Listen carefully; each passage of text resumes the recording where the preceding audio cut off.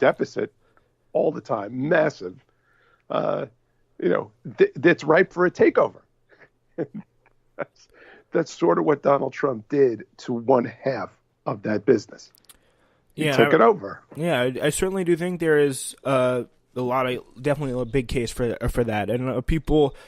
For a long time, the government's only been serving, like they've been prioritizing their service towards some few as opposed to a large portion of it. That's my view on it. Speaking of few, there's a bunch of people who are pushing Trump towards really the right on immigration, and that is kind of obviously what's causing the shutdown to continue now. 23 days, the longest in history. And he apparently, according to Politico, he's touting a shutdown plan, but his advisors are saying no one knows what he is going to do. Trump said he was alone in the White House with the plan ready to reopen the federal government, but close the White House. White House advisors and staff said they remained in the dark about how he would end this 3-week partial shutdown. Trump was slated to spend the day speaking by phone to staff and lawmakers, one White House official said. In the meantime, it remained unclear how he would let the longest shutdown if he would let the nation's longest shutdown drag on, or whether he planned to declare a national emergency in the coming weeks to secure funding for the wall by the U.S. southern border, all $5 billion of it. So, yeah, I was wondering, what's been your reaction on this government shutdown so far? Yeah. First, you got to feel for people who are out of work, right? Yeah. But the truth is they're not out of work. Unlike government workers never really feel the same sort of economic pain that entrepreneurs, private business owners, people who work in the private sector, the pain that they feel when the economy fluctuates up and down. People don't generally get fired from government jobs. Government is great. Our government is great at beginning programs and starting these new institutions, but never ever shutting them down. So, while I do feel bad for these people,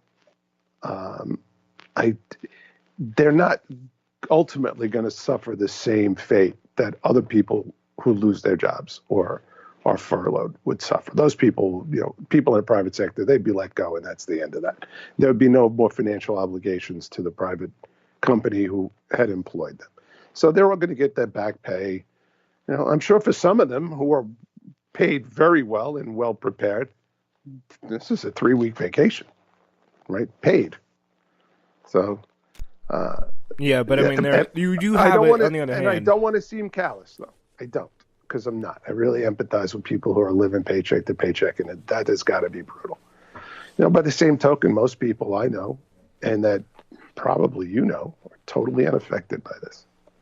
Yeah, I mean, it is only 8,000, but the 8,000 are, again, and there are, according to a new report, they're from states that, again, Trump won, and it's hurting people in those states. But there are the people, like in the national parks and things like that, like they're having to line up in food banks, and they're having to really kind of worry about whether they're going to be able to pay their mortgages when February comes around, and agreed, other 100% things like that. Yeah, and that's the thing you got to deal with. And I really empathize with those people. This is a drag. But if we can compartmentalize this for a moment, leaving that aside. The issue of a border wall. Is it a wall? Is it a fence? Does it block tunnels?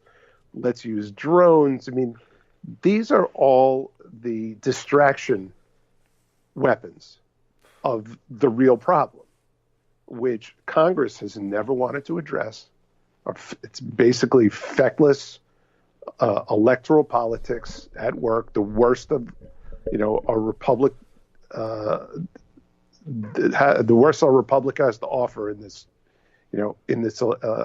as far as electoral strategy. On the far left, the parties are almost indistinguishable at some point, and they want the same thing in the guise of different motives.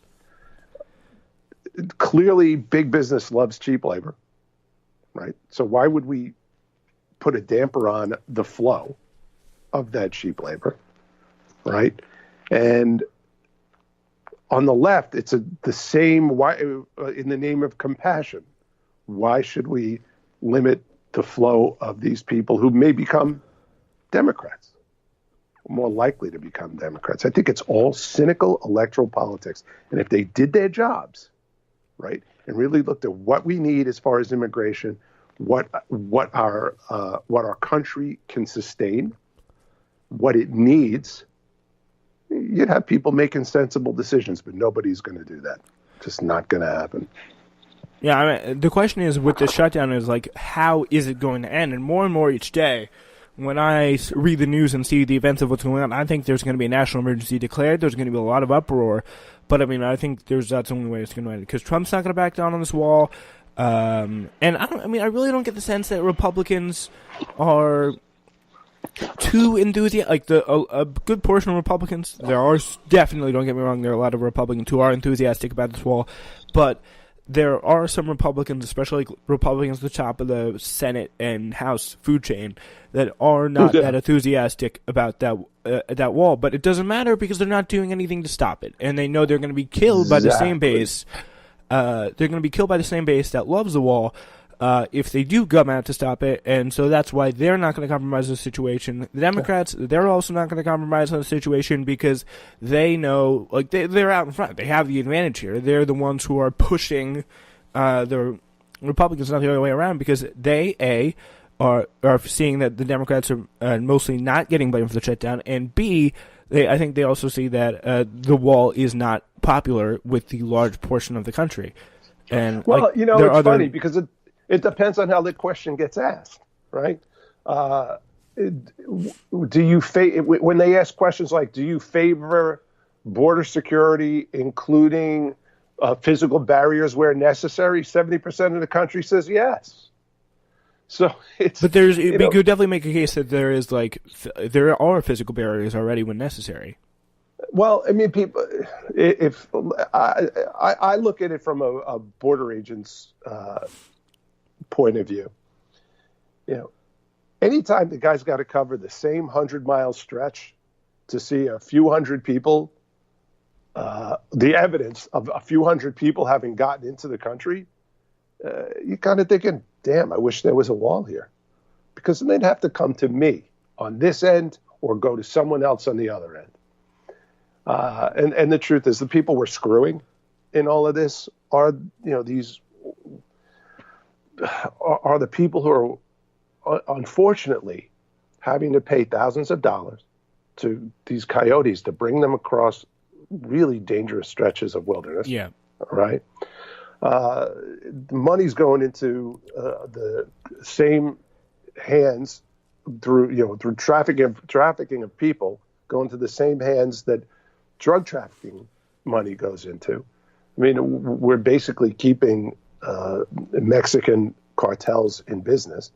I mean, there are more sensible ways to look at this rather than wall or no wall. I mean, I hate these binary discussions in Washington. They make no sense. They don't help anybody. We're leaving, and Congress, by the way, leaves incentive for people to make that trek instead of saying, here's the deal. You're going to wait in Mexico, or we're going to return you to your home country while we await the results of your asylum petition. No, instead, if you bring a child, now we have to take care of that child, and let's be honest, for most of them, it's the best health care they've ever seen in their lives. No one in Washington will address the real problems, and so we'll never solve the real problem. So this wall or no wall, it's symbolic, and it's symbolic politically, but not for any practical purpose. I mean, I really think I don't like the way that really from the start of the administration, they've handled the immigration situation. It's just, again, it's not reflecting the wishes of most of the country. in my opinion, like I think the polling on this like backs up. I don't like that they have all the asylum seekers being forced to live in like little like slums in Mexico. Like that's not. I don't think that's the way that should work. And yeah, but when you look at it the other side, if allowed to remain in the U.S., they just swarm into the rest of the possibly 20 million illegal immigrant communities. It's just, there are no good solutions. I mean, without saying, these are the rules, this is what we're going to stick to. Either way, it's theoretically, either way, it's inhumane. Either you're letting people suffer in their own country, or you're detaining them in the States, or you're putting the onus for caring for these people on American taxpayers. Like, none of it makes any sense. Yeah, and I mean, you really don't like to see the situation. It's just happening on the border time and time again. I think for me, I just see like constant kind of like weaponization of this issue just to like attack people who have already had to go through so much. I just don't think that's the right way we should be approaching it. And we got people like Trump who are like that Trump speech. It was really not. I mean, not a really big deal in the broad sense of things, but like the way he kind of like misrepresented the situation. And I mean, you say the wall symbolic, but for a lot of people, I don't think it is. For Trump, I don't think it is, and that's what again is keeping the government open. But I really don't see how the wall would do anything to stop like building a big wall over the southern border. Like that's not going to stop the flow of drugs in the country, and that's not going to stop the increase in illegal immigrants in the country. It will stop something. I mean, it's not very much. People say the statistic that drives me crazy is that, well, 80% of the drugs come from other places. Okay, so that means 20% come from that side. It's like, don't you want to? Would you, if you were bleeding 20% of your money from someplace, you'd want to do something about that 20%, wouldn't you? People just don't apply common sense to any of this. But there's definitely a compromise out there, but nobody is willing to make it because it comes down to politics. So we'll see the shutdown drag on. You know what? Donald Trump will end up getting credit for ending the shutdown by declaring an emergency. I mean, I do think some people are going to be dumb enough to give it to him. But yeah, I mean, I think just going around Congress to waste $5.7 billion is one of the worst things he's done. Let's be honest. That $5.7 billion is a rounding error. But I mean, it's a ridiculous waste of money in a deficit that's already been blown up by Trump and the GOP. Those are talking points for the left. I'm not trying to accuse you of it's pandering factual for the left. Those are the left's talking points, and 5 point. If each the most conservative consensus is that it costs $70,000 a year to administer to an illegal immigrant. Right? Let's say it's half that. Let's say it's 35,000. You just multiply that by 10 million or 20 million, whatever that number really is, and it's probably closer to. It may be 20, but I'll bet it's closer to 12 or 13. Just do the math. That wall, it would pay for itself over 2 years. You'd be done. So the rounding error wouldn't even exist anymore. It is all about politics.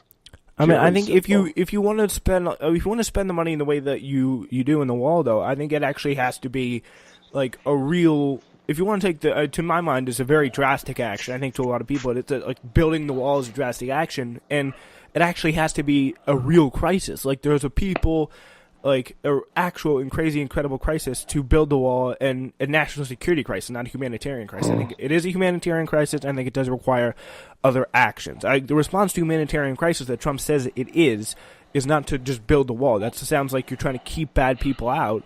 I mean, sure, he'd say it's trying to do, but that's not a humanitarian crisis. Like, it's not what it is. I think you got a refugee crisis. But no, I understand, but I just think about now and looking forward. that stream will never stop. It's a never-ending pressure on a southern